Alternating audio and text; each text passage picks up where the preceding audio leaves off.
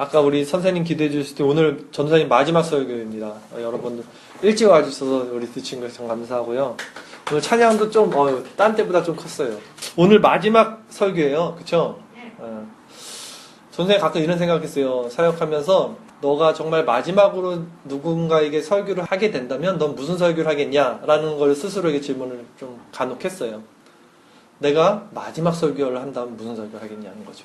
오늘 여러분들에게도 마지막 설교잖아요. 물론 오늘 본문이 있기 때문에 오늘 이제 본문 설교를 하겠지만 저는 그래요. 마지막 나에게 주어진 설교가 있다면 저는 그거 한 가지를 얘기하겠습니다. 여러분 물론 수도 없이 들었던 얘기지만 가장 중요한 본질적인 얘기예요. 뭐냐면 예수님께서 나의 그 죄를 위해서 오셔서 그 십자가에서 대신 죽으시고 다시 부활하신 거 그것을 내가 마음으로 믿어서 구원을 받는다는 거예요. 이게 복음이라는 거고 아주 간단하고 심플하죠. 근데 이게 정말 제일 중요한 거예요. 여러분이 신앙생활하면서 전도사님이 그동안 1년 넘게 여러분들에게 전했던 것들 다 잊어버려도 요거 하나는 기억해야 돼요. 예수님이 나의 죄를 위해서 십자가에서 죽으셨다는 거.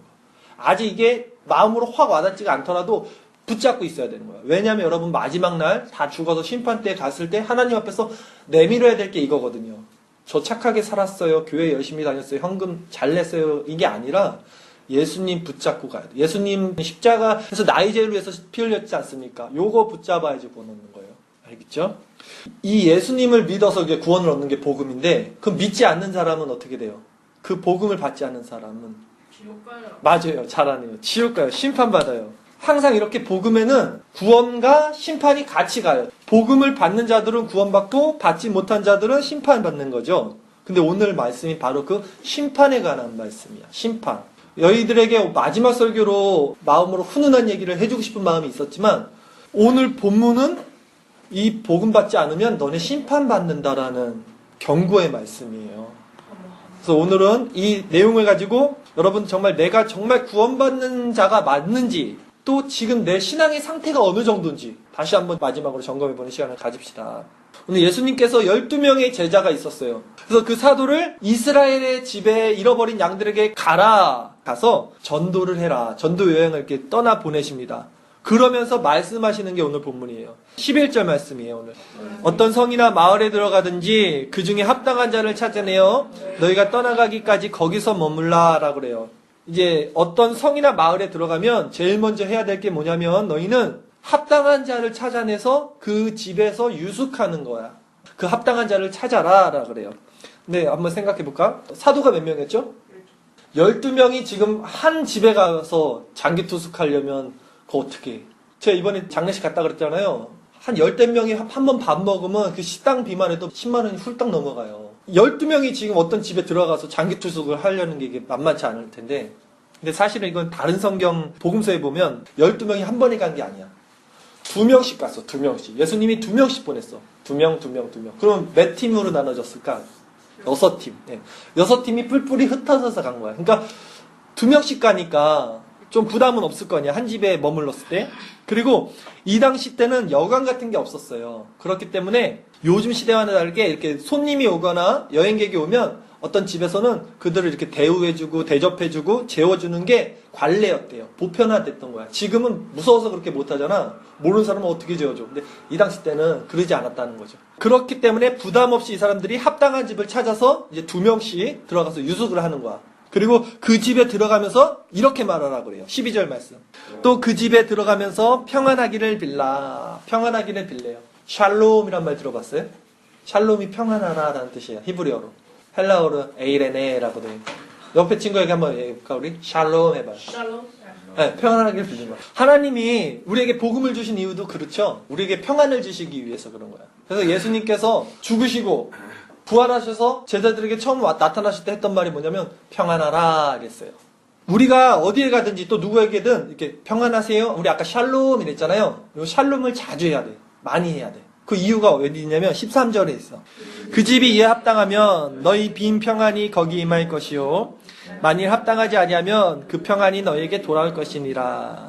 너희가 누구에게 평안을 이렇게 빌었을 때 만약 그 집이 평안을 받기에 합당한 집이면 너희가 그 빌어준 그 평안이 거기 임할 것이고 합당하지 않아. 그 샬롬이 어떻게 돼요?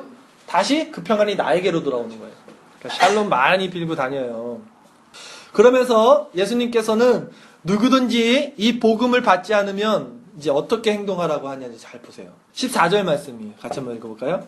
누구든지 너희를 영접하지도 아니하고 너희 말을 듣지도 아니하거든 그 집이나 성에서 나가 너희 발에 먼지를 떨어버리라. 누구든지 너희를 영접하지 아니하고 너희 말을 듣지 아니하면 어떡하래요?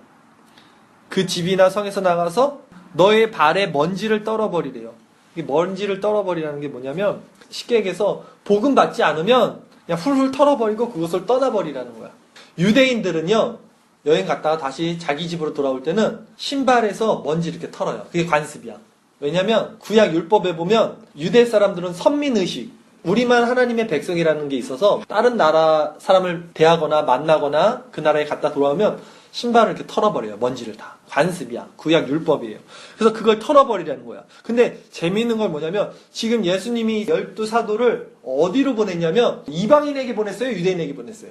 이스라엘 집에 잃어버린 양에게 가라 그랬어. 너희는 사마리아 땅에도 가지 말고 이방인의 집에도 가지 말고 오직 유대인에게 가라 그랬잖아요. 근데 유대인에게 갔는데 왜 신발의 흙을 털어버려요? 그러니까 신발의 흙은 이방인 나라에 갔을 때 털어버리는 건데 유대인에게 갔는데도 신발의 흙을 털어버리라 했어요, 예수님이. 이건 무슨 말이냐면 너에게 지금 유대인에게 말씀을 전하러 갔지만 유대인도 그 말씀을 받지 않으면 하나님 앞에 버림받은 마치 이방인처럼 여기라는 거야. 그러면서 이제 예수님께서 마지막으로 이런 말씀하시죠. 아주 무서운 말씀하시죠. 15절 말씀. 내가 진실로 너에게 이르노니 심판날에 소돔과 고모라 땅이 그 성보다 견디기 쉬우니라. 쉬우리라 이러죠. 진실로 말한대 너희에게. 이 진짜야. 예수님 말해요. 마지막 심판날에 예수님 이제 와서 심판하신 그날에 소돔과 고모라 땅이 뭐냐면 옛날 구약에 멸망받은 땅이야. 음란해갖고 동성연애 요즘 유행하죠. 동성연애가 아주 심해갖고 하나님께 불로 심판을 받았어요. 근데 그때 의인이 50명만 있으면 심판 안 받아요. 45명만 있어도 안 받아요. 30명만 있어도 안 받아요. 20명만 있어도 안 받아요. 10명만 있어도 안 받아요 했는데 의인이 10명이 없었어. 그 큰 도시에. 그래갖고 멸망받은 땅이 소돔과 고모라라는 도시거든요. 그런데 예수님 뭐라 그러냐면 내가 진짜 말하는데 니네들 사도들이 전하는 그 복음을 받지 않는 사람들은 유대인들조차 그 구약에 나왔던 소돔과 고모라 땅보다 더 멸망할 거야 라는 말씀이에요. 복음을 받지 않는 곳은 100% 심판받을 거다, 멸망할 거다라는 아주 그런 단호한 말씀이에요. 교회 다니는 사람들이 여러분 아주 간과하는 게 있는 것 같아요. 하나님은 사랑의 하나님이시죠? 네.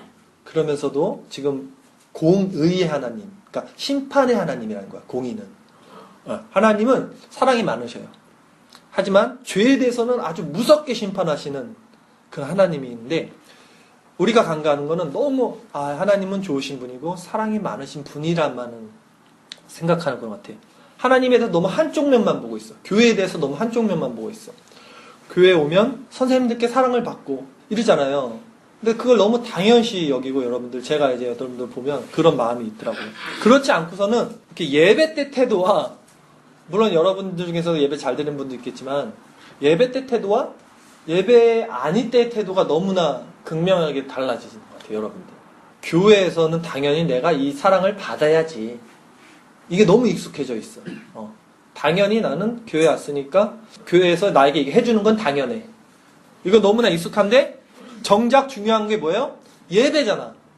예배 드리는 태도, 예배 임하는 태도는 형편없는 그런 것을 제가 좀 많이 봐요. 여러분들이 정말 교회에 왜 왔는지를 생각해 보라는 거예요. 내가 신앙생활을 지금 왜 하고 있는지. 여러분 지금 이곳에 왜 나와 있어요?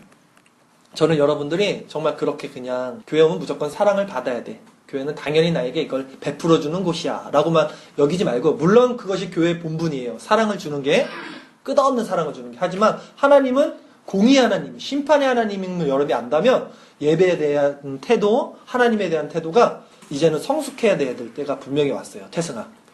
대표적으로 네가 앞에 써서 말한 거니까 오해하지 말고 정말 그래요. 저는 이제 이곳을 떠나죠, 여러분. 근데 여러분들 제가 떠나면서 무슨 말 하겠어요, 여러분들에게. 좋은 말 해주고 싶은 거잖아요. 여러분들 향한 제 심정은 뭐냐면요. 얘 이제 홀가분하다. 내 신발에 먼지 털어야지. 이것들 말씀도 안 듣고 찬양도 제대로 안 하고 나 이제 간다 하고 신발에 먼지 털고 싶은 마음이 아니야 진짜. 여러분들 보면서 너무 안타까워. 그리고 저는 신발에 먼지를 터는 게 아니라 이렇게 생각이 들어요. 아직 하나님을 만나지는 못했지만 하나님이 이렇게 이미 정하신 영혼들이 있어. 만세 전에. 근데 아직 하나님이 너희들을 만나진 않았어. 여러분들이 그때라고 생각해 저는. 그러니까 분명히 하나님이 여러분을 만나주실 때가 있는데 아직 그 단계는 아니지만 하나님이 보살핌 아래서 조금씩 자라나는 그 단계라고 생각하고 여러분들을 향해서 잘 있어라 이것들아 하고 가고 싶진 않은 마음이 있어요. 근데 여러분 이 상태가 계속 가면 정말 안 된다는 거예요. 정말. 복음을 들었으면 성장해야 되잖아. 열매 맺지 못한 나무는 뭐라 그러냐면 성경에 불에 던져버리라 그런단 말이에요. 신앙이 여전히 어린아이 수준이고 교회 오면 그저 그냥 나에게 좋은 거 주면 교회 오는 그런 거 그 유익을 쫓아오는 것이라면 결국 여러분 역시 하나님의 진노와 심판을 피해갈 수 없을 것입니다. 이것이 여러분들에게 주는 제 마지막 메시지라는 거예요. 이 시간에 여러분 스스로 신앙을 한번 점검해보고 내가 정말로 하나님 안에 있는 자가 맞는지 이 복음을 마음으로 받지 못한다면 결국 다 멸망당할 것임을 알고 어떻게 하겠어요? 더욱 힘내셔서 신앙생활 열심히 하고 그렇게 자라나야 돼요. 이제부터 여러분은. 이거 기억해 주세요. 제가 어저께 영화 우리 토르 봤잖아. 토르 보면서 딱 그 장면이 생각이 났어. 그러잖아. 그 왕이 아스가르드는 장소가 아니다. 그 나중에 아스가르드가 어떻게 돼요? 멸망당하잖아. 근데 자꾸 사람들은 이게 교회라고 생각해. 아 이제 나 가면 어떡하지? 학생부 없어지는 거 아니야? 다음 주에 누가 설교하지? 근데 그 왕이 뭐라 그래? 아스가르드는 장소가 아니야. 뭐야 아스가르드는? 백성이다. 교회는 뭐예요? 여러분들이 교회야. 여기가 교회가 아니야. 여기는 예배당이야 그냥. 여러분들이 교회야. 전도사가 없을 수도 있어요. 예배가 없어질 수도 있어요. 여러분들 다른 교회 갈 수도 있어요. 다른 전도사님이 오셔서 예배를 드릴 수도 있어요. 하지만 중요한 거는 여러분들이 교회라는 거예요. 어디에 있든 여러분들이 어떤 삶에 있든 여러분의 삶의 자세는 내가 예수님을 믿고 예수가 나에서 십자가에서 죽으셨다. 요걸 갖고 있으면 이 끈으로 우리는 연결되어 있는 거예요. 이렇게. 어디에 있든. 그 왕이 토르랑 계속 연락이 되잖아. 죽었는데도. 맞지? 그런 것처럼 마음으로. 전사님 여러분을 위해서 항상 기도할 거고 그래서 여러분들 나중에라도 꼭 연락을 주세요. 근데 인간적으로 연락하지 말고 정말 전도사님 제가 하나님 만났습니다. 내가 정말로 예수님 이제 예수님 없으면 못 살겠습니다. 하나님 만난 친구들은 꼭 연락 줬으면 좋겠어요. 저희가 이제는 이렇게 됐습니다. 얼마나 제가 감사할지 모르겠어요. 이렇게 마지막으로 부탁드리고 한번 기도해 봅시다.